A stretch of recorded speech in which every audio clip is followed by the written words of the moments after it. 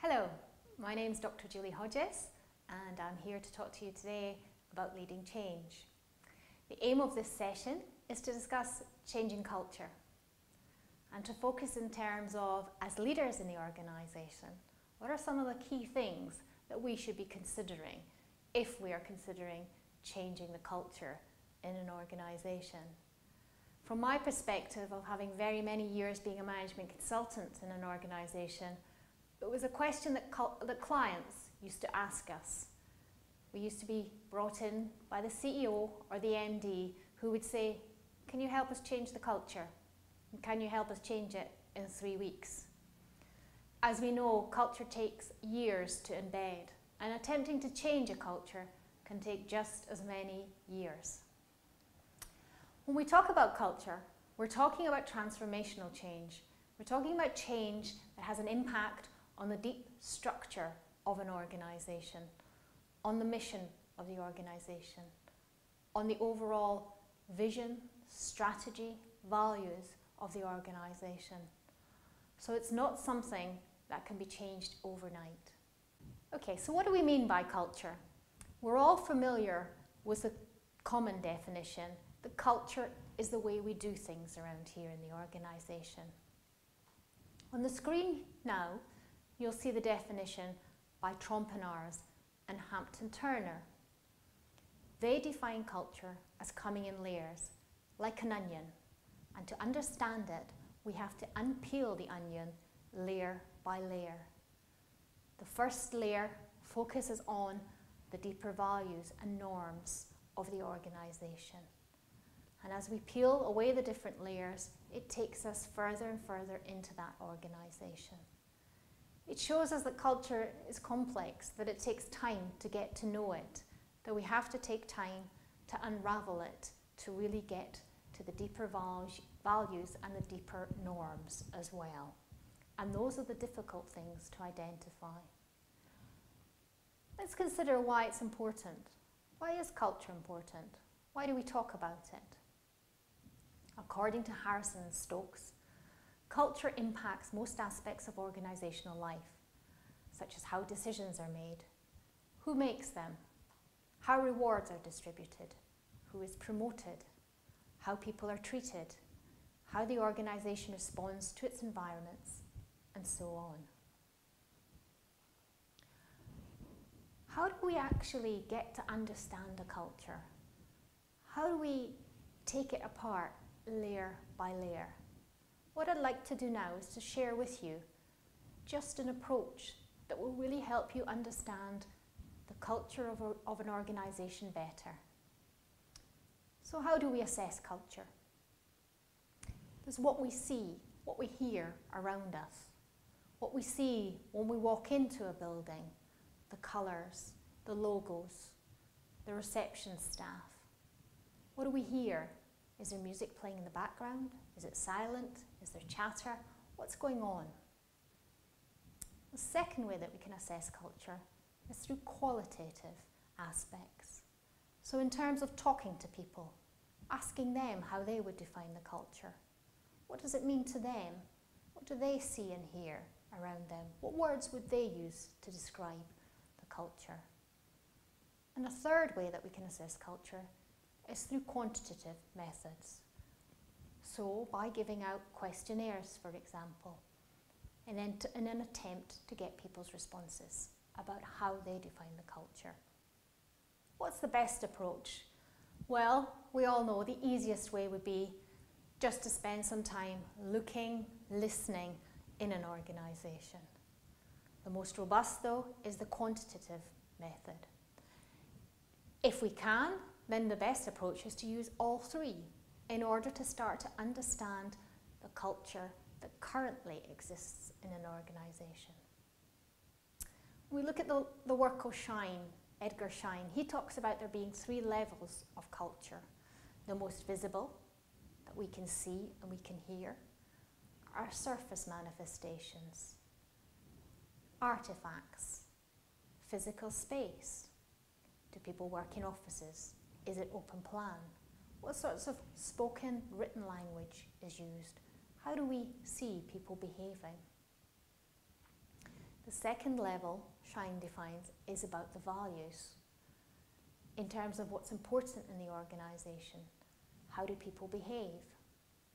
And then the third level, which is defining the basic assumptions, is in terms of the aspects that are invisible, that we don't always see or hear in an organisation. These relate to the nature of human relations.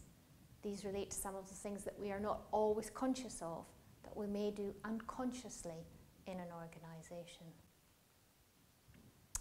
You will see here on the screen in front of you a number of the surface manifestations, aspects that you will see in any organisation. How do people dress, for example? Is it casual or is everybody wearing suits? What are some of the symbols that you see around the building? How are things, what's the physical layout? Also, the surface manifestations can refer to the various stories that we hear around an organisation as well. The next level that Shine talks about, values. And on the screen here in front of you, you'll see some of the values that Google aspires to as well. Some interesting ones up there about you can be serious without a suit. So in terms of their dress, the manifestations, artifacts for dress, you're very unlikely to see anybody at Google dressed in a suit.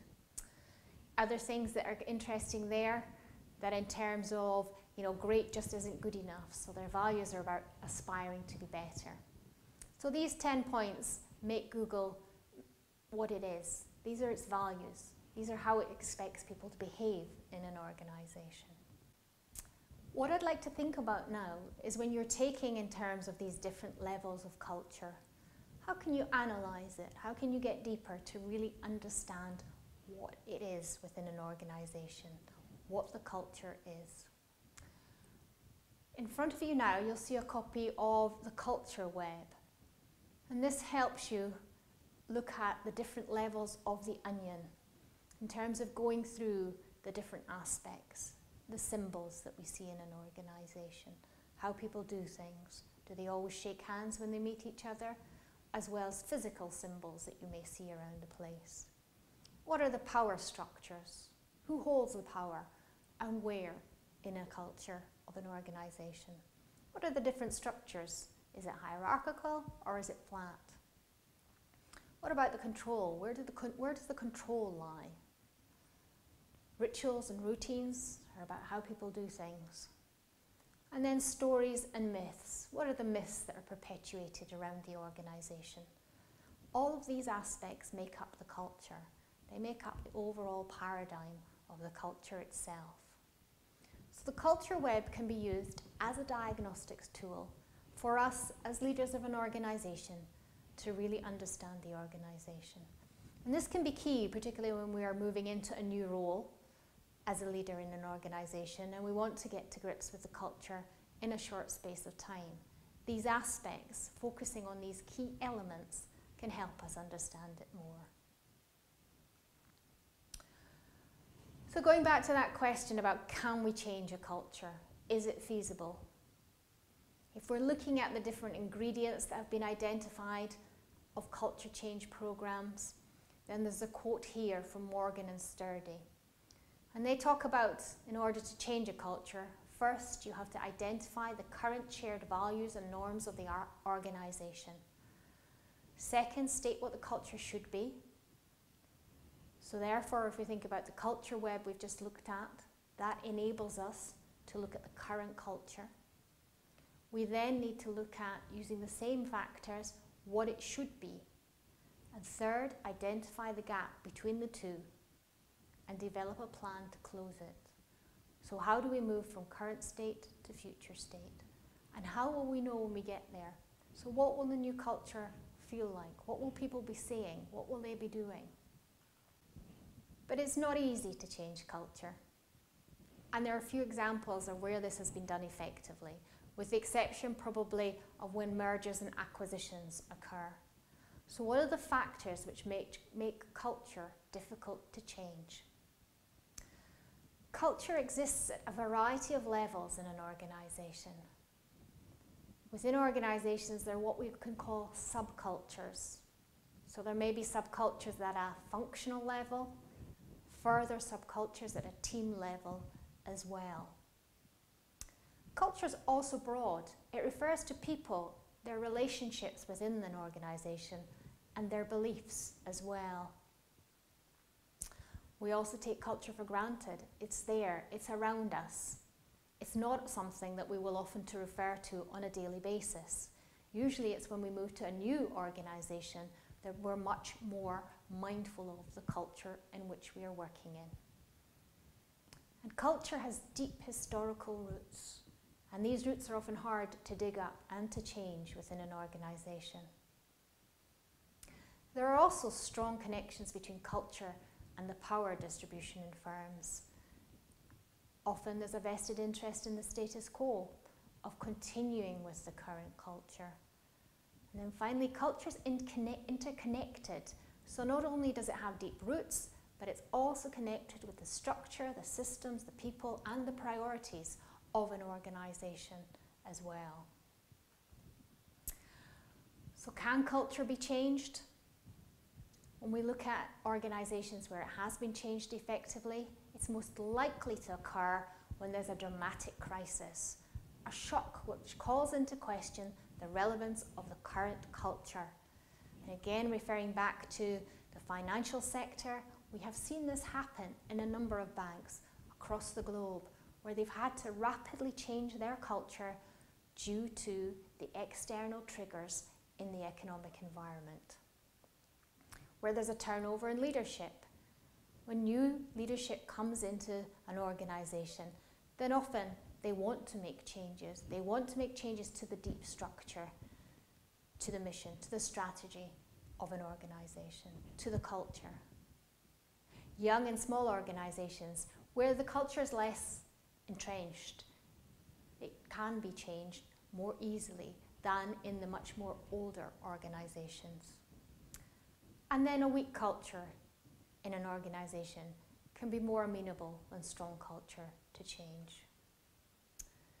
So just in terms of summing up, we know that culture is something that's deeply ingrained in an organisation, something that's linked to the structure, the systems, to the way the organisation operates. It's therefore very difficult to try and change that. What I'd like you to think about now is in terms of, can you identify an organisation in which you have worked or which you know about and where the culture has been changed? And if so, has that change been successful? And if it has been successful, what are the reasons for that? Or if it failed, why did it fail? These are some of the questions that we'll be picking up further within this module. Thank you.